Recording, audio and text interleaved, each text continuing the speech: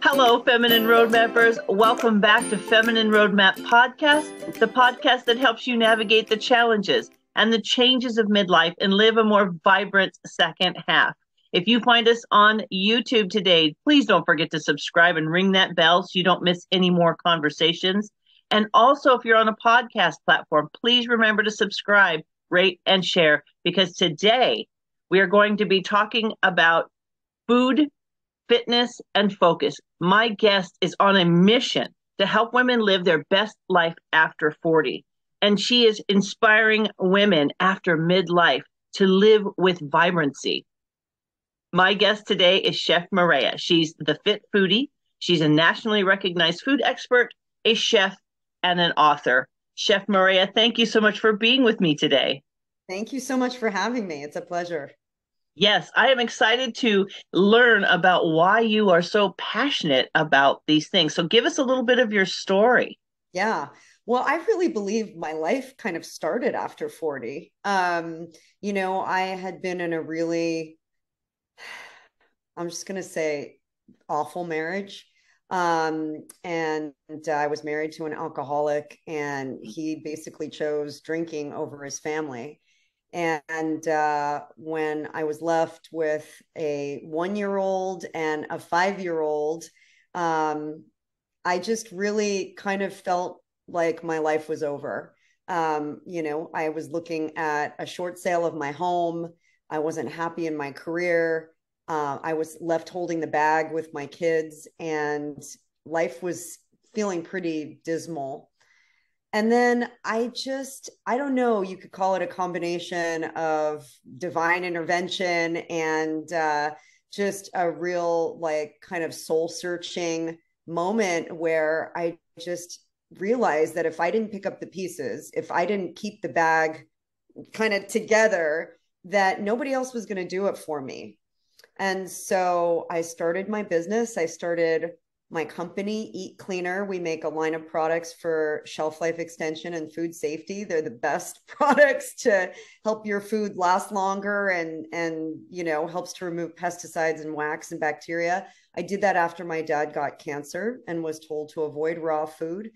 I started my business. Yes, I had to short sell my house, but I moved back in with my parents and got my life back together. And I had to take a step backward to take 3 steps forward. And, all of this happened at age 38. So by the time I rolled into my 40s, I was different. I was stronger. I was a business owner. I was living the life that I knew that was there for me, that I always kind of relinquished because I was in this awful marriage and just felt, that I couldn't spread my wings. And then from there, the story just kind of kept getting sweeter and better. Mm, that's it. It's an incredible thing when there's something that dies in our life like that. Mm-hmm. Yeah. When there is a powerful shift like that, there really is a crossroads that you come to. Yeah. I always think Yeah. of So I true. always think of the beauty from the ashes. Yeah. When I really felt that. I mean, that's such a beautiful description. I really felt like the phoenix rising. Um, Funny enough, when I was in junior high, that was our school mascot, was the phoenix rising, and I didn't really, because junior high was such an awful time for me. But when all this happened, I really recalled that, and I was like, wow, this is again another like conquering of that fear mindset of Mm, the struggle that I had as an awkward kid. The child of immigrant parent. I was born in Egypt, so I'm actually first generation myself, and just trying to find my way in a very different culture, a very different world with very different parents. mm. I remember kids would come over when I was a kid and they'd be like, why are your parents fighting? And I'm like, no, my mom's just asking my dad if he's ready for dinner. Like, that's just how they talk, loud. and and so being different was never a good thing until I realized it could be. and that thinking differently and being raised differently and all of the different customs and culture that I had actually has been an amazing part of my life and an incredible, like, rich addition to the fabric of who I am. And I don't diss on that anymore. I don't like try and hide it. I put it front and center, and I'm proud of it. Mhm. You know, each of us does, we bring something to the table, don't we? And I would love to know, when you live a life that you're supposed to live, right? Yeah. You get out of school, you get married, you have children, and then all that changes. Yeah. What did it take for you to shift? How did you, come back from something like that? Yeah, it was, it's interesting because being the, Egyptian, there's a very kind of like old school way of how women, how their futures get decided for them in a lot of ways. I think things are very much shifting now, but then, my mom was like, when are you going to get married? Why are you waiting? Like, we're Yeah. bringing all these great candidates to you, like, pick one. And I'm like, it's not how it's going to work. I've always been a little bit of a strong-minded person, but you do start to let that talk get into your head, and that fear of, like, there's an expression like the train will pass the station if you don't get there on time. And I was Yeah. like, what if the train passes the station? I never actually find somebody, which is a lie. That's not the way it works. So I think, allowing myself to really accept my own truth and accept my own um connection with my maker, and understand that there is a path, and, like, he knows what it is and I don't have to worry about it, was a big part of that. I think also just letting go of these preconceived notions that things need to be a certain way. I lived with a lot of shame. People in our culture don't get divorced, they just live miserably. um, they just accept the misery. And I just wasn't willing to accept that. I just knew that in order for me to embrace my full potential and what I was created to do, that I needed to be happy. I needed to be in a good state. And, like, I can't tell you, I look at pictures of myself when I was in my 30s, and my daughter, who's 21, is like, Mom, you look way better in your 50s than you ever looked in your 30s. Like, happier, more fulfilled. And I just was able to put that shame aside and just really, like, accept that I was going to have to get divorced, accept that I was going to have to move on, and accept that people were going to judge me, and that I was going to live with it and be okay with it and just allow it. And I battled it every day because it's a really judgmental culture. It is. I mean, it's just, it is what it is. And I set all that aside. And what ended up happening was really interesting, because I think a lot of women, I gave women the license to say, I'm not happy either. And I'm going to say something too, because she did. Like, I kind of opened a little door for women in the Egyptian community to be like, we're going to think differently, and we're going to say what's on our minds. And, it doesn't mean that we don't honor our heritage and our traditions. It's just, we want to be fulfilled and happy. And we know there's more for us than what the society has told us it is. And so that really kind of snowballed, and I just kept feeling more confident. I really felt like starting my business was a tap on the shoulder from, a divine, from God, like, just saying, like, you're ready for bigger things, and I'm Mm-hmm. going to help you. Because it defied all logic. Like, I left a career with stock options and a six-figure salary, and I started a business, and I didn't pay myself a dime for 3.5 years. So, like, it doesn't make any sense how that would all work, but it did. And that gave me the platform to be able to empower others to really take hold of their health and write books and be on TV shows and speak in front of thousands of people. And, like, it just has never cease to amaze me. Like one door just opens to the next because I've just been open and honest about my own journey. Mm.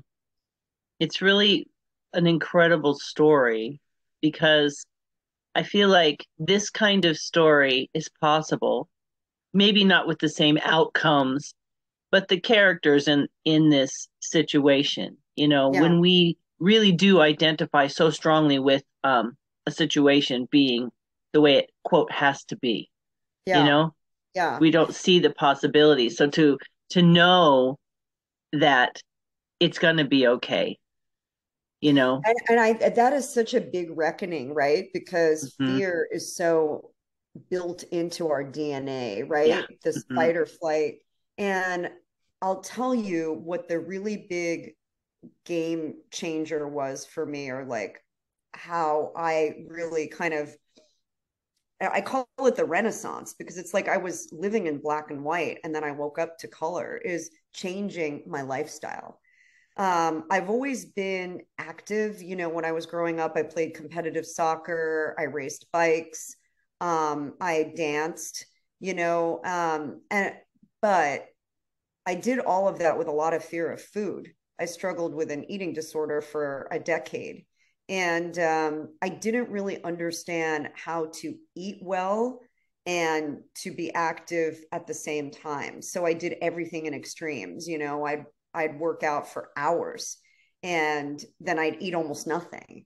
And then I'd binge and then I'd throw up. And then it just was like this really horrific, like cat and mouse game, like how much can I do? How much can I work out? And then how much can I eat, and it wasn't until I remember sitting in my bathroom one day and I just said to myself, what am I? I'm a smart girl. Like, what am I doing right now?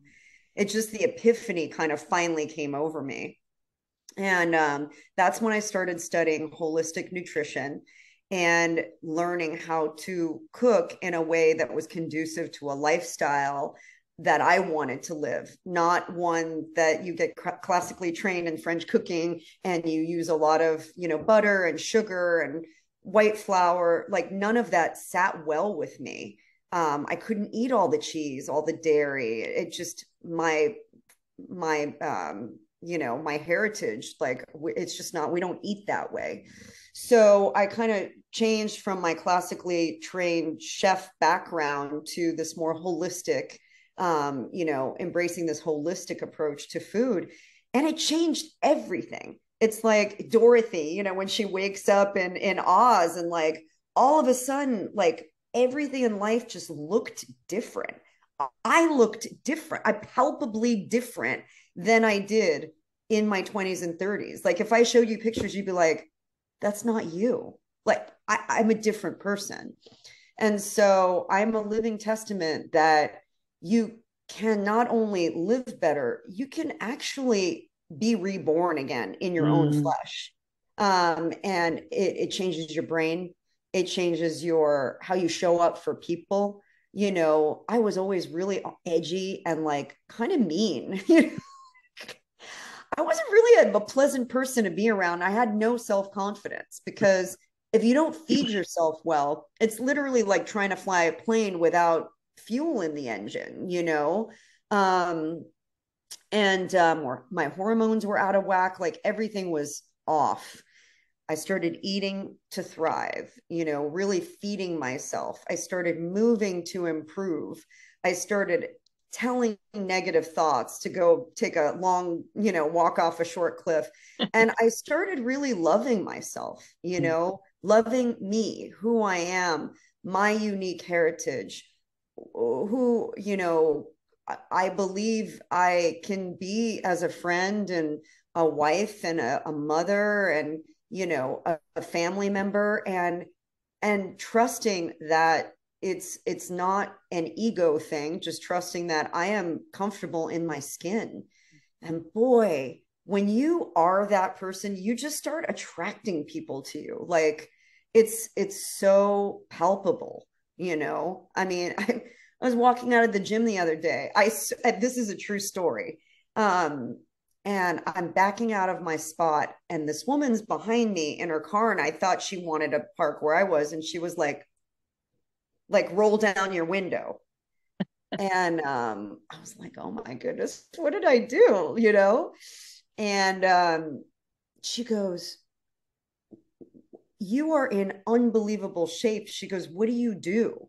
And I was like, thank you. I'm like, nobody's like accosted me in a parking lot. Like, and we started talking, and she asked me so many questions. I got out of my car, and she just kept looking at me, and she's just like, and I'm just telling you this, I'm not like trying to like, this is not an ego boost thing. She just was saying the nicest things to me, and I'm like, you see in me what I was created to be. Like, you see that reflected back at you. It's not that I am like some extraordinary beauty that you think you see. It's just, I am reflecting back to you what I believe God created me to be. And when you can embrace that, look out, like literally look out, because you show up differently to people. They actually see that light in you. It's so amazing. I could just tell you story after story of that, but I believe that we're created and beautifully made. We're not made with flaws. We create our own flaws. So if you can get this right, which happens from your lifestyle, because if you're eating crappy food and you're not moving, this is not going to ever get to its full potential. It's amazing how it's all wired together. You will shift your life. You will make shift happen. It's so interesting, the idea and the concept of mindset and how often that comes up and how powerfully impacted we are by the beliefs that we hold in terms of about ourselves and about our capacity and our ability. And you and I are clearly on the same page that we believe that people are designed for a purpose. Everyone has a gift and an ability and something to shine it out into the world, and directing people toward their own gifts and abilities to allow themselves that permission. And that's such a beautiful expression that you said, that reflection, because I've often said, and this is if we find ourselves in chronic unhappy situations, sometimes that's also a mirror. What's reflecting back? Where do we need to do some work? And I think that's an incredible metamorphosis that you went through to go from that piece of you that was a bit shattered, and the beauty that you came back together as a whole mirror. I mean, what a beautiful story of redemption that is, that you were shattered. I love how you just said that. And I have a very literal story of how this all kind of became very clear to me.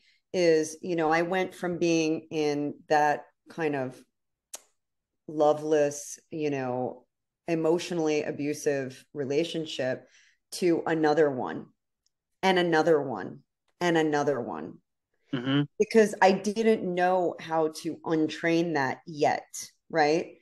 And after the third one, I knew that I was like, I have to, like, this has got to stop. Like, we got to figure this out. I'm so much more valuable than this. Like, why am I putting myself through it? I remember I took my kids to Hearst Castle. I don't know if you've ever been there. I haven't actually. Yeah, near San Luis Obispo on the central coast in California. It's absolutely stunning.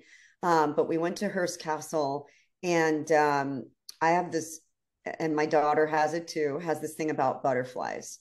Butterflies are the ultimate symbol of a metamorphosis, this whole like changing physically, spiritual, everything about this being becomes something else.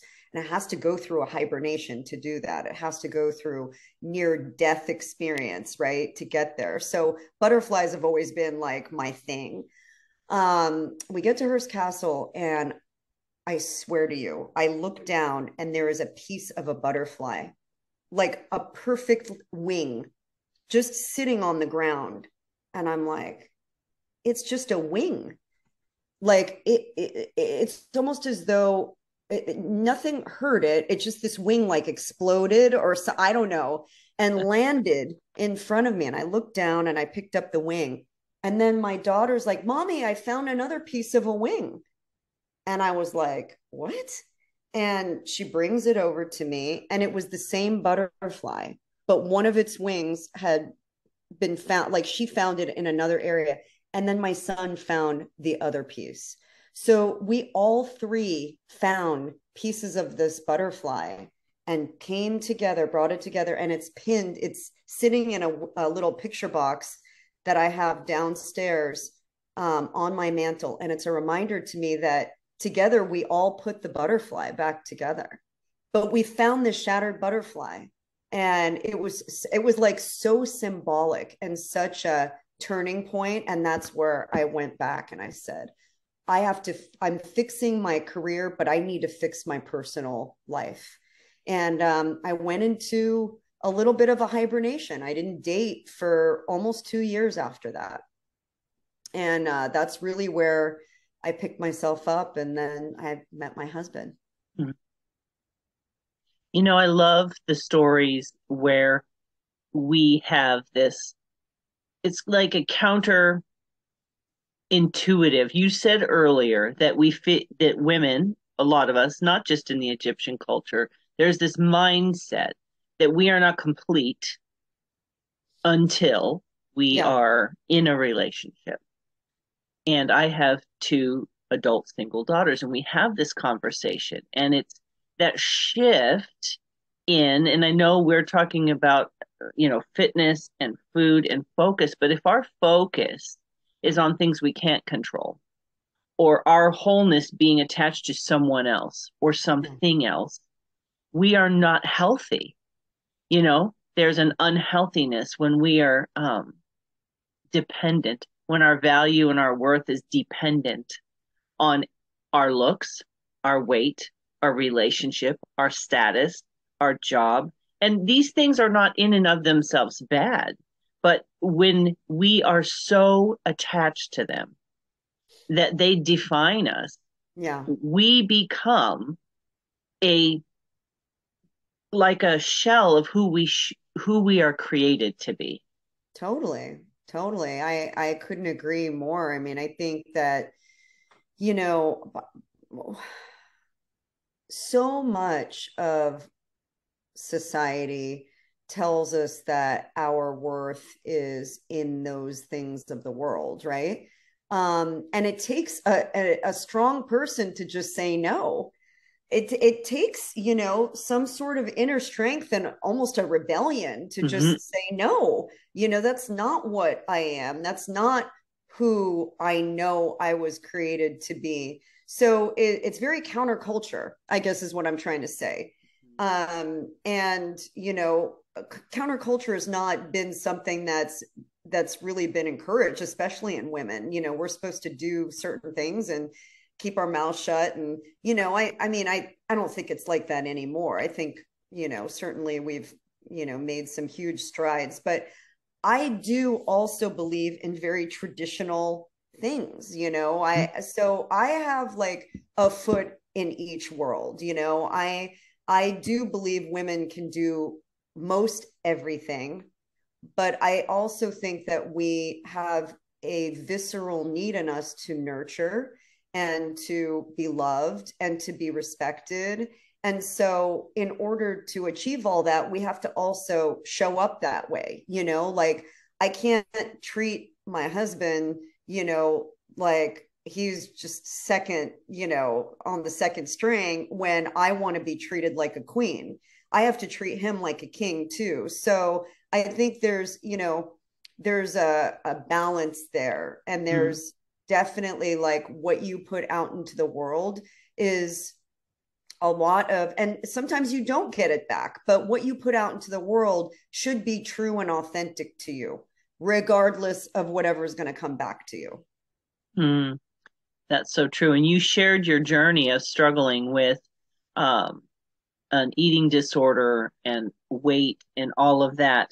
Now, how have you taken that struggle and turned it into something healthy that you can help other women identify with their body and their food to have a healthy um, wellness relationship with those things? Yeah, man, it's so good when you get your food house in order. It's so good. And what if you follow me on social media, you'll see lots of beautiful food, you'll see inspirational quotes, you'll see me having done my first bikini fitness competition at 53, and you'll be like, "Whoa, she must be hardcore." I'm not hardcore. But I do believe that if you eat to thrive 90% of the time, 10% of the time you can eat whatever the fork you want. And I prove it over and over again. And I lead groups of women in exploring this and really proving it. And what it ends up looking like is it's where you put your focus on your food and your habits. If you kind of show up every day and wonder, well, what am I going to eat today? Should I have this? Should I have that? It's a whole lot of choice and decision. And oftentimes we make these decisions when we're hungry, which is the absolute worst time to make them. You don't want to make a decision about what you're going to eat when you're hungry. You want to have a plan so that your plan allows you to eat what you should be eating. Women after 40, we have very different needs dietarily than the rest of the world. We need to eat to lower inflammation, to help preserve good joint health, to build muscle. It's really important that we eat to build muscle because muscle naturally burns fat more efficiently, and it helps to lower our risk of heart disease. After the age of 50, we are at the highest risk of heart disease globally. And it's the number one killer of women globally. And I truly believe we got to look at that. The two are interconnected. So I would say from not only a health perspective, but also like a mental health perspective and the longevity. We want to live longer. We want to do it well. We don't want to suffer. What's the point of living into old age if we're just suffering, right? We want to be those thriving women that are like still dancing and like having a good time with their families well into our 70s and 80s, 90s, hundreds even. I mean, I see things all the time where I'm just like, God bless her. Like she's still moving at 105, But what I really want women to know is that when I give them a recommendation, I'm not fat shaming. I am simply sharing truth about nutrition. And if you show me what you eat every day and you show me your habits, I will show you how to tweak it in order to get you the results you want. Because, a lot of people will say like I'm vegan or I'm plant-based or I'm eating paleo or keto or whatever, and I'm like, that doesn't tell me anything. All that tells me is what you don't eat. It tells me what you exclude. But I want to know what you're focused on. I want to know what your portion sizes look like. I want to know how frequently you're eating. I want to know if you're drinking enough clear liquids every day. Like show me what you're doing, and then I'll help you get the rest of the way or follow my plan, and I've proved it, time and time again. You can change how you crave. You can beat those sugar cravings. You can cut highly processed foods out of your diet. You can start thinking about, flavors differently. And I walk people through a taste bud reset in my book. But the point is you can break old habits. You can. And sometimes, actually most of the time, you kind of have to if you want to get to this finish line, Mm-hmm. That conversation around how our needs change as a woman as we're going through perimenopause, menopause. It's interesting because for a lot of women, the conversations I've had on my podcast, it's like something works just fine, and then all of a sudden it's not working anymore. Like the That's right. needs of our bodies change, and we have so little popular information out there that's healthy and good Yeah, around women's health and women's fitness in a way that gives us power, not guilt or shame. And so I'm really excited to, oh yeah, kind of flesh that out a little bit in that acceptance of this shift in our bodies and being friends with the changes. totally. And it's crazy because um as we as we age, our hormones do change, but the hormones that we don't often talk about are cortisol and insulin. Now, when you go to sleep and you hopefully are getting a good night's sleep the way we should, your body is naturally lowering cortisol and it's balancing your insulin by balancing ghrelin and leptin. So the hormones that tell you you're hungry and the hormones that tell you you're satiated. If you're not resting properly and you're always stressed out, guess what's going to go wonky? Your insulin and your cortisol. And if your cortisol is out of whack, everything is out of whack. The plane is flying to Cuba when it's supposed to be flying to Florida. And your ability to turn hunger on and off completely becomes out of whack. So your insulin gets compromised. Insulin resistance is one of the biggest problems that women over 40, especially over 50, will struggle with if they're trying to keep their weight maintained. And guess what fuels more insulin resistance? Eating Cortisol? sugar and more Oh. refined carbohydrates. And that's what we tend to eat when we're stressed. I mean, it's this insidious cycle. Mm-hmm. So, what do you have to do? You have to manage the triggers in order to manage everything else. And I have a free master class. It's just a recording that I did. You can find it at chefmareya.com. And it's an hour-long masterclass that I recorded to help women, specifically over 40, understand these physiological things that happen, how to identify triggers in yourself, how to understand why, just like you said, the things that you were doing literally yesterday are not working anymore.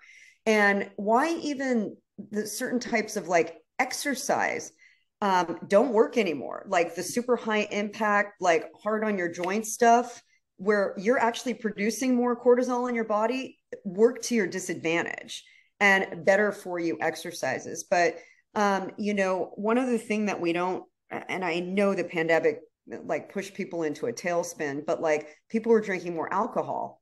Well, that's one of the worst things that you can do also as a woman over 40. Excessive alcohol and excessive caffeine will also stress your body out. I started having like these crazy heart palpitations. I felt like I was having a heart attack Mm-hmm. after drinking coffee in the morning. And then the same thing happened with red wine specifically. And what I found out is number one, coffee dehydrates your body Yeah. and that and can have that cortisol like fight or flight kind of reaction in your body. So if you love I'll just give you a little tip. If you love your coffee, you've got to make sure you've got enough magnesium in your diet. And having magnesium in the morning in a powder form in your water, you wake up, you drink a glass of water before you drink your coffee, can help to combat that. So I started learning these little hacks.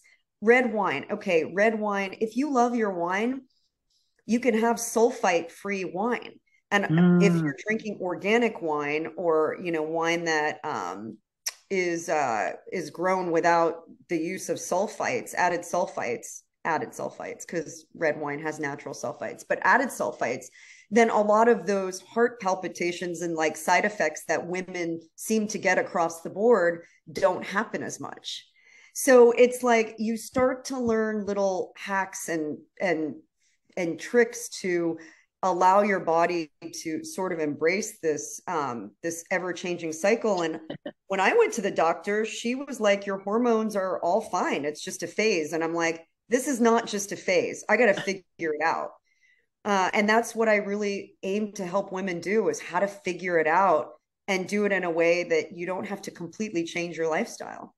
Mm.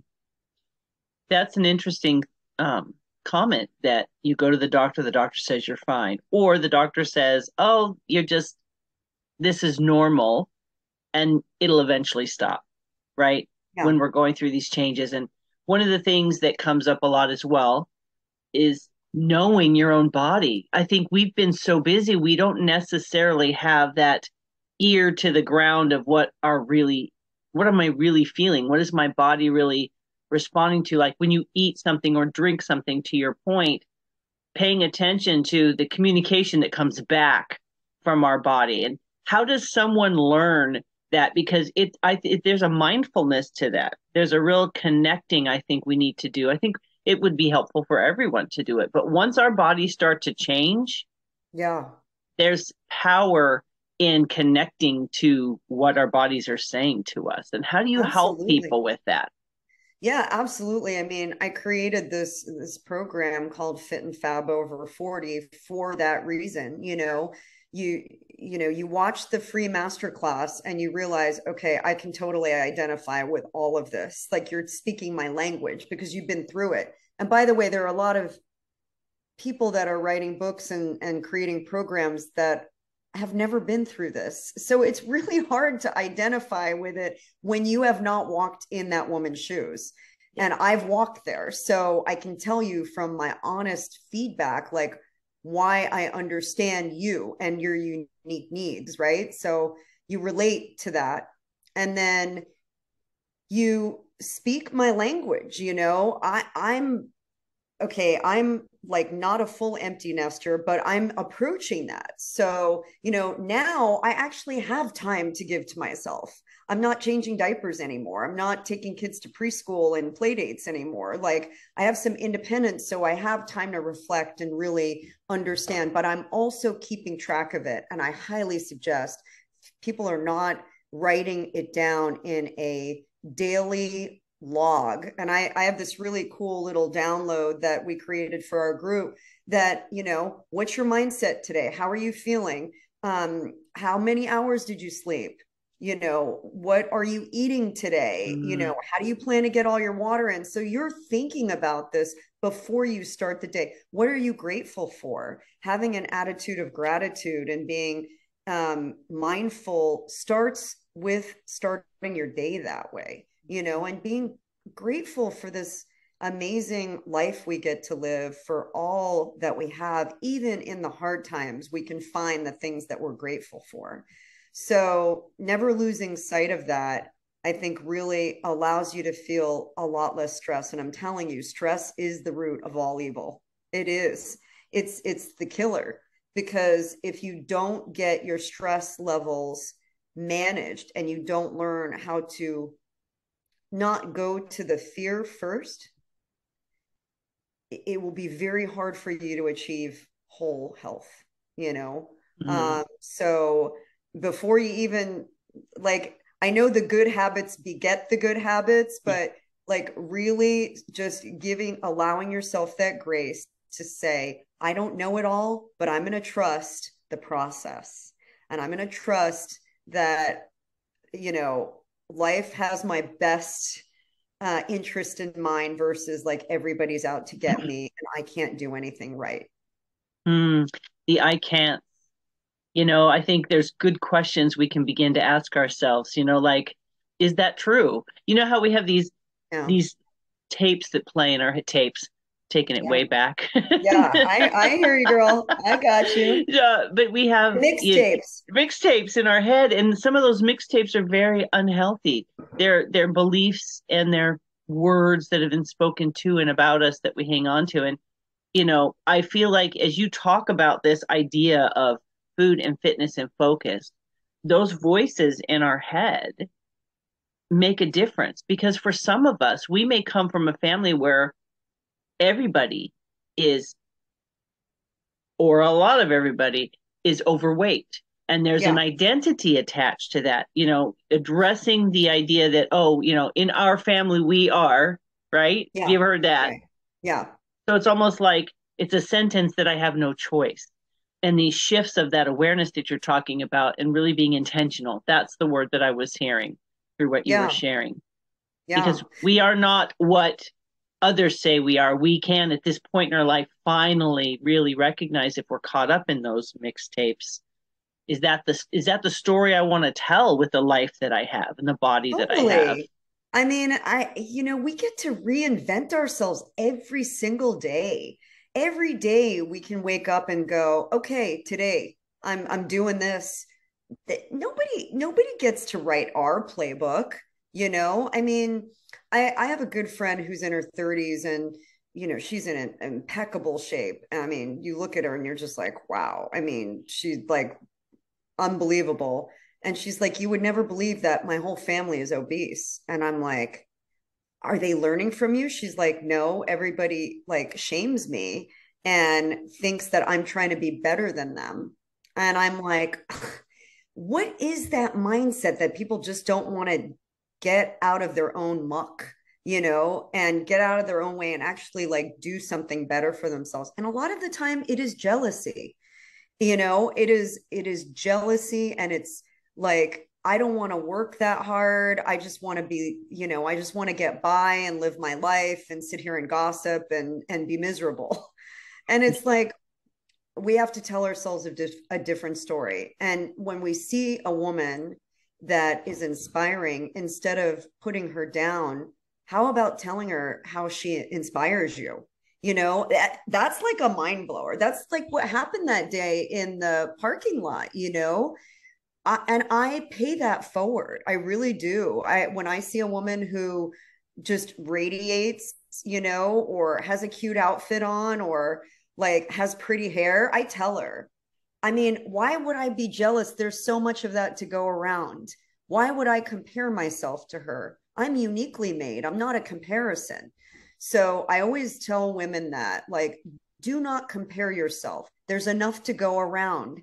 Just allow that, person to then inspire something in you that makes you go, I want what she has. It's like that scene with Meg Ryan, and Harry Met Sally, where like I'll have what she's having, like let's want to have what she's having instead of sitting there and being jealous and critical and wanting to not like lift others up around us but push them down instead. Like I just feel like if we're the average of our friends, then I want to be up there, not down there. Right. and Mm-hmm. and I want to surround myself, and I've had to weed some people out of my life over the years. I've had to weed people who just didn't feel like sunshine to me. And it's not that everybody's got to be a Pollyanna, but I do need to be around people who like have a positive mindset and want better in their lives, or at least open to the idea. Because it's very hard on my heart to be around that negativity. Mm-hmm. I feel that. I do feel Yeah. that. And uh, we we have never-ending potential. That growth is an ongoing journey for sure. So let me ask you for three kind of things that you would really love for women to hear from your heart today. What would you say to them? Yeah. I would say every day, start with what you're grateful for. It really is the biggest mindset shift that you can make, even in the midst of heartache. When I had to short sell my house and kind of pick up the pieces from my marriage and move in with my parents and live like in 120 square foot little artist studio, literally with my two kids in bunk beds. It wasn't what I thought my life was going to look like. But I look back on those times and they were simple and they were loving. And I had everything I needed right there in that house, right there in that room. And I just was grateful for it every day. And so even in the tough times, be grateful for what you have. That's number one. Number two is know that if you don't give yourself time and focus, that you cannot give it to the rest of the world. So if you're running ragged and you're working like a maniac, but you're not eating well and you're not exercising and you're sleeping, it will catch up with you, and you are doing yourself a disservice. So carve that time out for yourself. And it's not selfish. It's called self-care, and it's not reserved for the weekend. It's every day. And self-care doesn't mean going to the spa. It means eating a good meal. It means drinking your water. It means exercising. It means loving yourself. And you have to practice that every single day. And number 3, dream big. I mean, don't like hold yourself down with these little baby dreams, dream big, go for it. Like, I never, if you would have asked me 20 years ago, do you think you'll be like an author, a published author, and will you be on TV? Like, I would have been like, what? No, I'm in a miserable marriage. But God has a way of shifting things radically fast. And I think holding on to faith is the biggest game changer in my life. And knowing that I can do big things if I have that faith. And always, I wear a bracelet and I never take it off. It says faith over fear. So have that message in front of you, believe it. When you believe it, only then can you embrace it. And just whatever that is, if it's got to be on your phone, a sign, a bracelet, just remind yourself of that.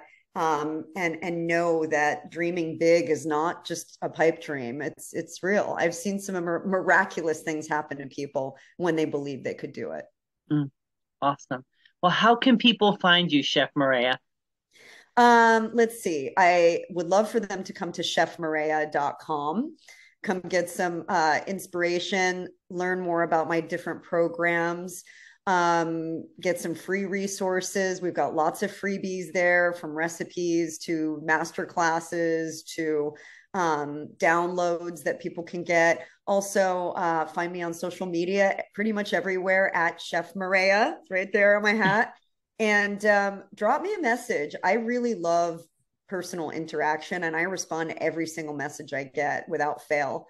So if you've got a question, you want to know how to eat better or how to move better, or what I did to, get in the best shape of my life at 53, I'll share every detail with you.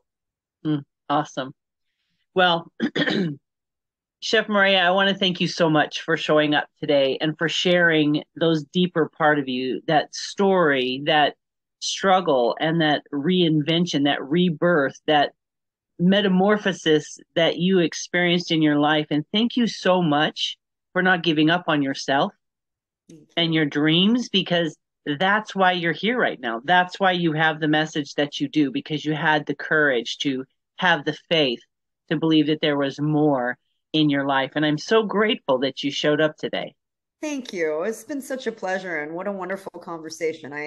I really am blessed to be able to share that. And I hope every woman in the world knows how special they are. So absolutely, hopefully we can pass that message on. Yes. Today, friends, if you find us on YouTube, please just look down below. I'll have all the links to Chef Mareya there. If you're on a podcast platform, head on over to www.feminineroadmap.com/episode 307, and you will be able to find the links to Chef Mareya there as well. Today, we have been talking about our focus, our fitness, and our food, and we've done it in a way that it is not judgmental. It's not filled with shame. It's not filled with guilt or anything negative. It is becoming a partner with your body and your mind and your soul in such a way that you can empower yourself to live a life that's in alignment with who you were created to be. No matter what's happening in your life right now, there are decisions you can make today and every day that will move you in a direction that in 6 months' time or a year time, you're going to look back and be amazed at the distance that you've come. Have faith in the process, my friends. Please reach out to Chef Mareya as she has asked, and get that empowerment that you need, and share your success stories with her as well, because ladies, we need each other. We need to remind each other that there's a light in each one of us. And imagine if we were all shining at the capacity that we would be able to, what the world could be like. How powerful would that be?